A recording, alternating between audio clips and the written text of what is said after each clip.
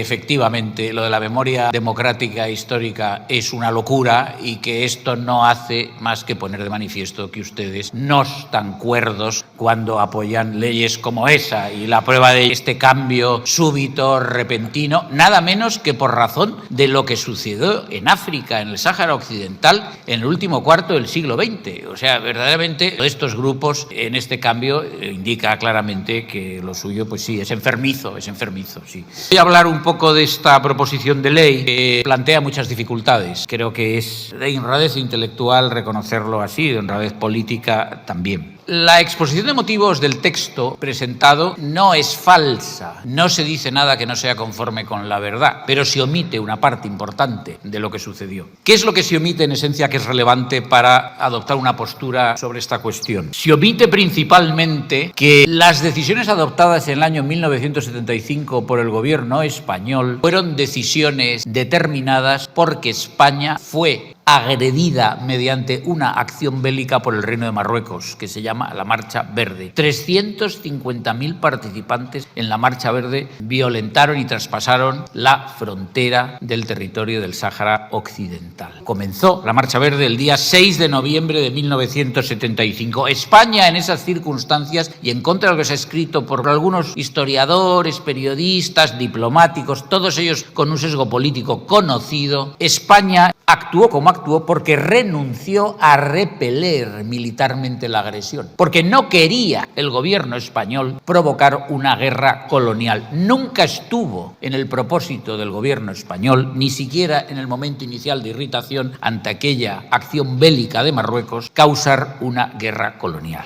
Recordemos que España, por lo demás, en materia de descolonización, nunca se había opuesto a la descolonización de los territorios en África. No lo hizo en 1956, tampoco en 1958 y tampoco en 1968, ni con el protectorado en el norte de Marruecos, ni más tarde con Cabo Jubi e Ifni. En Ifni hubo un episodio fugaz, nada más, pero porque hubo también una agresión militar. Y lo propio cabe decir en 1968 también de la descolonización de Guinea Ecuatorial, siempre en todos los casos con arreglo a resoluciones y normas de la descolonización según la entiende las Naciones Unidas. Ante esa agresión militar, España, el 14 de noviembre de 1975, en orden a evitar esa guerra, firma la llamada Declaración de Principios entre España, Mauritania y Marruecos sobre el Sáhara Occidental, también llamado los Acuerdos de Madrid, en la que ya se dice que uno de los principios es el poner término a las responsabilidades y poderes de España en ese territorio y poner fin también a la presencia de hecho en dicho territorio que tendría lugar con arreglo a lo allí proclamado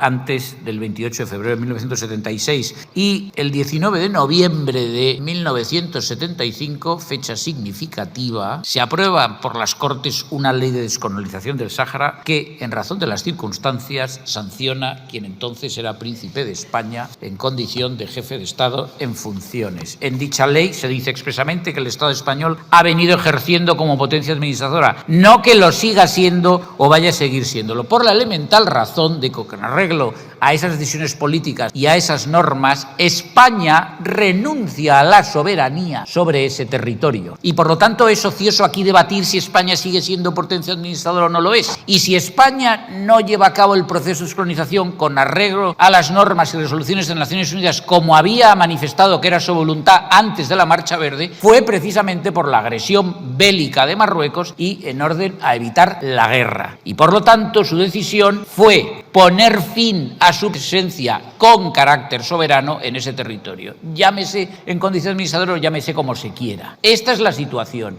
y por lo tanto ese es el motivo por el que no cabe invocar los artículos 73 y 74 de la Carta de Naciones Unidas para decir que España hizo dejación de sus obligaciones con el pueblo saharaui. Por lo demás, es sabido que un año más tarde o unos meses más tarde se aprobó un decreto el 10 de agosto de 1966, de cuyo referendo fue titular entonces ministro de Justicia, don Antonio Lavilla, que había presidido este Congreso, sobre opción de la nacionalidad española por parte de los naturales del Sáhara nacidos en dicho territorio, y se les daba el plazo de un año. Ese plazo se agotó y se extinguió. Nosotros comprendemos que acaso la situación de los habitantes del territorio nacidos durante el tiempo en el que España ejerció esa condición soberana o de potencia administradora pueda haber sufrido las consecuencias de cómo se desarrollaron los acontecimientos. Pero nos resulta complicado ahora tener la convicción de que es legítima la pretensión de que se les reconozca la nacionalidad a todos aquellos, y menos aún aún nos resulta razonable que se les reconozca a sus hijos, que es lo que se pretende. Por lo demás, hay una sentencia que se ha citado aquí, del año 2020, del Tribunal Supremo, que les niega la condición de nacionales españoles con arreglo al principio del ius soli, artículo 17.1c del Código Civil. Nosotros tenemos sobre esta proposición graves sospechas, en razón de la identidad del grupo proponente. Ustedes actúan siempre con un prejuicio ideológico heredado de la Guerra Fría y de alineación con el Frente Polisario y con Argelia entonces, que era parte del polo soviético. Esto es evidente. Hemos oído aquí varias loas al Frente Polisario, que es una organización política que tuvo un ala militar que atentó hasta 19 veces contra España desde el año 1973 en el territorio del Sáhara Occidental contra objetivos civiles, militares y económicos. Organización de naturaleza terrorista. Y además consideramos que aquí hay una intención de contribuir a los designios del gobierno sobre una política enloquecida de fronteras abiertas, regularizaciones masivas, de inmigrantes ilegales, ampliación del concepto del arraigo social, lo que todos sabemos, con la culminación de la naturalización. Esto es evidente para nosotros. Luego, todo esto que ustedes han presentado con invocaciones a la hermandad, nosotros solamente lo entendemos así de modo relativo. Ustedes han debido tener la sinceridad, la lealtad de decir que aquí hay un propósito político, porque ustedes lo han expresado, siquiera sea alineándose de nuevo con el Frente Polisario, que no es una entidad reconocida por España, como no lo es la República Saharaui a día de hoy, como no lo reconoce ni miembro de la Unión Europea, ni los Estados Unidos, ni Rusia, etcétera. En conclusión, señores diputados, señora Presidente, nos abstendremos en la toma en consideración de esta iniciativa. Nada más.